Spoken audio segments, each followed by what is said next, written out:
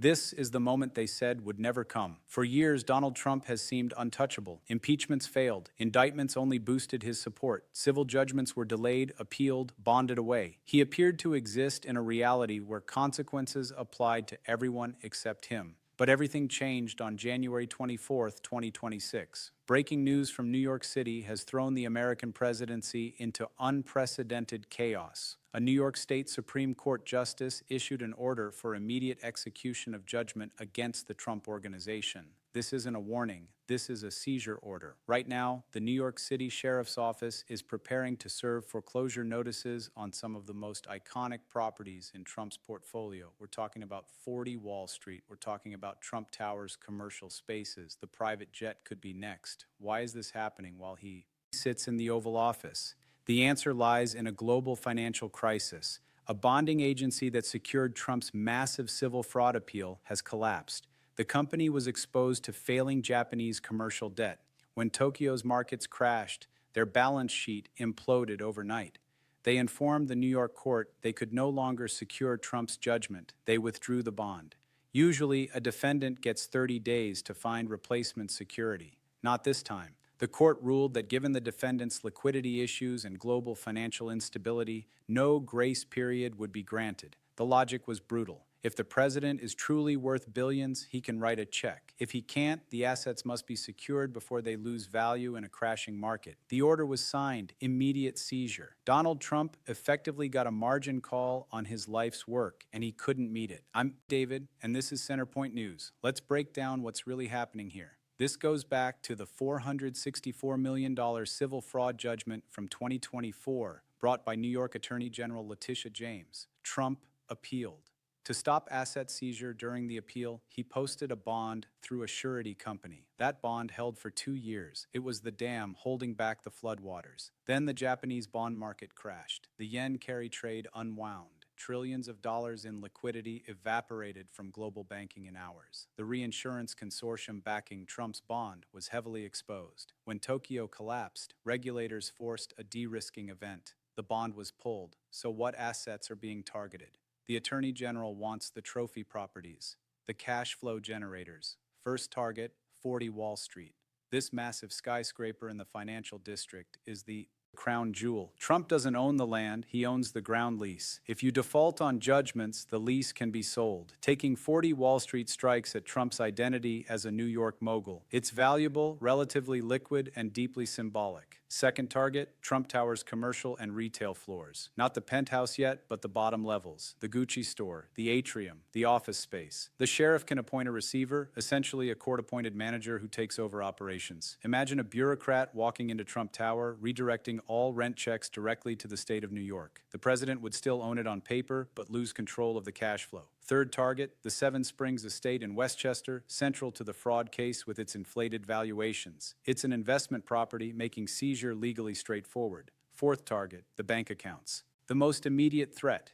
The sheriff can levy every bank in New York. Any account with Trump Organization gets frozen.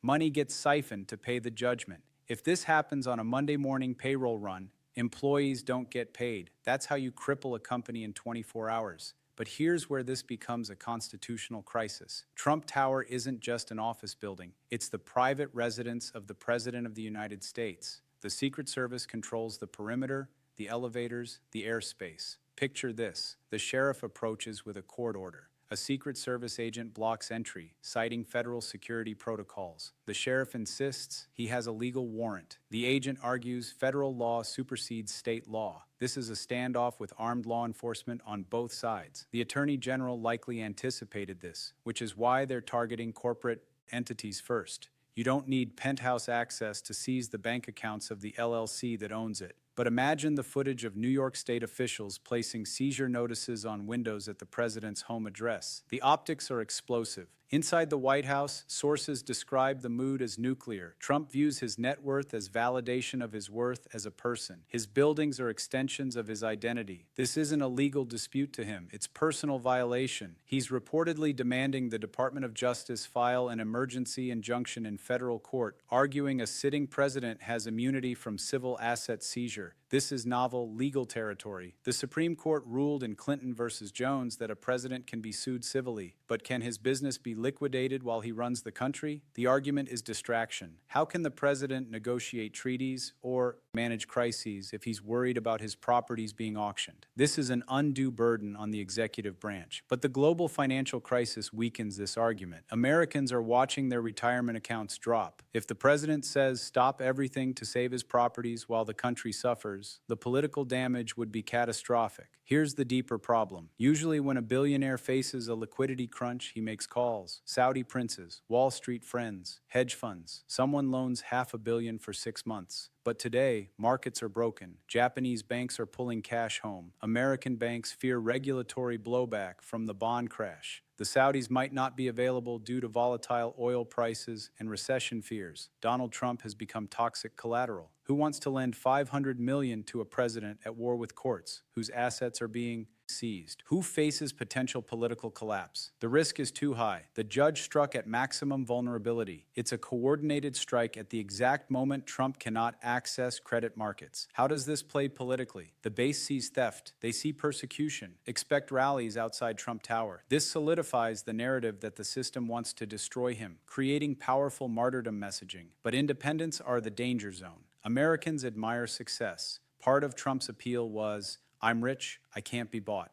If he's broke, if buildings are seized, if he looks financially incompetent, the aura shatters. He can't even manage his own bond. How can he manage the economy? The big donors, the money that backed him before, they see the asset seizure as the final straw. They don't want association with a sinking ship. Potential 2028 candidates are watching, thinking this is their opening. This ends at the Supreme Court. Trump's team will file emergency stay requests. The conservative majority has to decide, do they step in and say state courts cannot seize a sitting president's assets? If they do, they look like partisan protectors, damaging the court's already fragile legitimacy. If they don't, they let their party's leader be humiliated and potentially bankrupted. Let me explain what a court-appointed receiver actually does, because this is the mechanism that could dismantle the Trump organization from inside. Under New York law, a receiver can collect all rents. Every tenant gets a letter. Don't pay Trump, pay the receiver.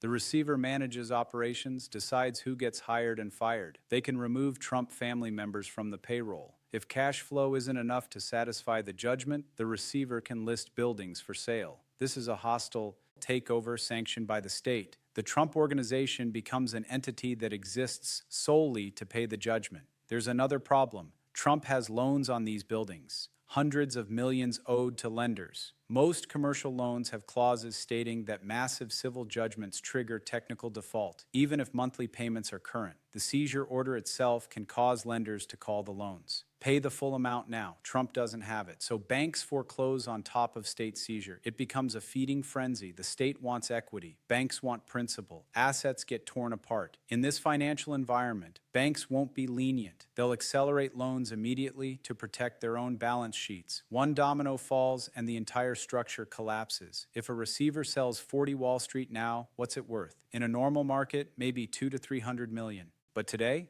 commercial real estate is already struggling. Interest rates spiked from the crisis. Everyone knows it's forced sale. Buyers will offer pennies on the dollar, maybe $50 million for the lease. The receiver might have no choice but to accept. So Trump loses the building, but the sale doesn't even cover the judgment. He loses the asset and still owes money. He gets stripped and stays in debt. This is the brutality of forced liquidation in a falling market. It destroys equity. The billions Trump claims could evaporate to millions or nothing once reality hits. What does this look like internationally? Foreign leaders see an American president who cannot protect his own properties. In authoritarian cultures where power is absolute, the idea that a local judge could take the emperor's palace is incomprehensible. They interpret this as American chaos, as democracy failing.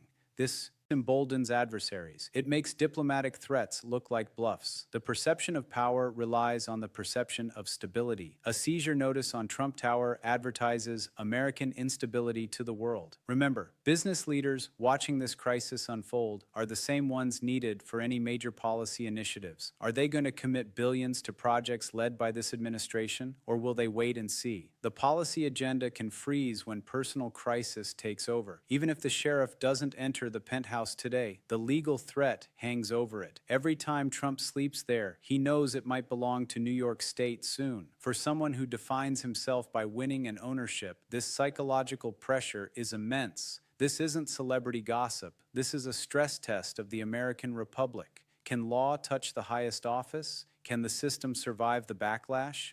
Can the economy survive the crossfire? We're in uncharted territory. The sheriff is at the door. Markets are burning. The president is cornered. History teaches us that cornered leaders are unpredictable and dangerous. What happens next won't be just a statement. It could be an executive order. It could be mass protests. It could reshape American politics. This is David with Centerpoint News. Stay with us as this historic situation develops. Subscribe for updates as we track what may be the most consequential legal battle of this presidency. The history books are being written right now.